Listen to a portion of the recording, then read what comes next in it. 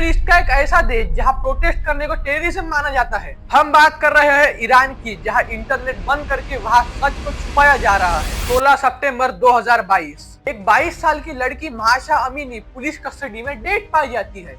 Government कहती है कि ये एक नेचुरल डेथ है, पर लोगों का ऐसा मानना था कि ये एक मर्डर है। और इसी एक डेथ के बाद शुरू होता है ईरान की 40 सालों में सबसे बड़ा प्रोटेस्ट। सड़कें जल रही है, वुमेन्स अपना हिजाब जला रही है और स्टूडेंट्स सुप्रीम लीडर के पोस्टर को तोड़ रहे हैं। और दुनिया का सबसे पावरफुल देश अमेरिका सिर्फ इसे देख नहीं रहा, वो इसमें इन्वॉल्व होने की भी कोशिश कर रहा है। सवाल ये नहीं है कि आखिर ईरान में ये हो क्या रहा है, ये प्रोटेस्ट इतना खतरनाक कैसे हो गया और इस कॉन्फ्लिक्ट का दुनिया पर क्या असर पड़ेगा। ईरान एक नॉर्मल डेमोक्रेसी नहीं है। 1979 में इस्लामिक रेवोल्यूशन के बाद ईरान बना एक इस्लामिक रिपब्लिक। पेपर पर देखो तो सब कुछ नॉर्मल है, प्रेसिडेंट इलेक्टेड होता है, इलेक्शन होते हैं और पार्लियामेंट भी होता है। लेकिन रियलिटी में पावर का सेंटर कहीं और है। सुप्रीम लीडर आर्मी कंट्रोल करता है, जुडिशरी कंट्रोल करता है। मतलब अब ईरान में वोट दे सकते हो, पर उन लोगों को जिन्हें सिस्टम ऑलरेडी अप्रूव कर चुका है। इसीलिए ईरान में पावर एक हाथ में कॉन्सेंट्रेटेड है।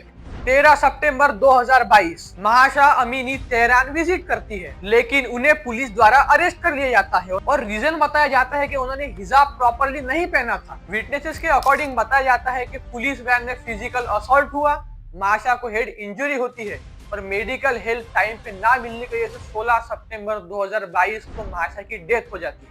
एक डेट ने सिस्टम की पूरी क्रेडिबिलिटी खत्म कर दी। कुछ ही दिनों बाद ये प्रोटेस्ट सिर्फ तेहरान तक सीमित नहीं रहता है, यूनिवर्सिटीज बंद कर दी जाती है, फैक्ट्री स्ट्राइक पर चली जाती है, ऑयल फील्ड वर्कर भी इसमें शामिल हो जाते हैं। वुमेन्स हिजाब उतारकर रोड पे उतर आई और बाल काट के इसके खिलाफ उन्होंने विरोध दिखाया। सुप्रीम लीडर के स्लोगन जलाए जा रहे हैं और स्टेट टीवी को बायकॉट कर रहे हैं। और सबसे डेंजरस बात ये थी कि ये प्रोटेस्ट एक लीडरलेस प्रोटेस्ट था। सोशल मीडिया और अंडरग्राउंड नेटवर्क के द्वारा ये मूवमेंट खुद ब खुद स्प्रेड होते गया। गवर्नमेंट के लिए प्रोटेस्ट एक नाइटमेयर बन चुका था, क्योंकि उन्हें अरेस्ट करने के लिए कोई एक मेन टारगेट ही नहीं था। और इसके बाद ईरान गवर्नमेंट का रिस्पांस बहुत ब्रूटल होता है। इंटरनेट शटडाउन कर दिए गए, लाइव अम्यूशन किया गया और मास अरेस्ट किया गया। ह्यूमन राइट ग्रुप्स नंबर के द्वारा 2000 प्लस लोगों की इसमें डेथ हो चुकी है, 20 से 25 हजार लोगों को अरेस्ट कर लिया गया है। इन सब में एंट्री होती है अमेरिका की। वो कहता है वी सपोर्ट इरानियन पीपल। इसके बाद अमेरिका ने ईरान पर सैंक्शंस लगाए, इंटरनेट एक्सेस के लिए टेक सपोर्ट देने का वादा किया। लेकिन जियोपॉलिटिक्स इतनी आसान नहीं होती है। लेकिन यूएसए और ईरान की राइवलरी बहुत पुरानी है और इसके कुछ बड़े रीजंस भी है। ईरान का सबसे छुप के न्यूक्लियर बॉम्ब बनाना, इजराइल और ईरान की दुश्मनी और मिडिल ईस्ट में ऑयल का डोमिनेंस।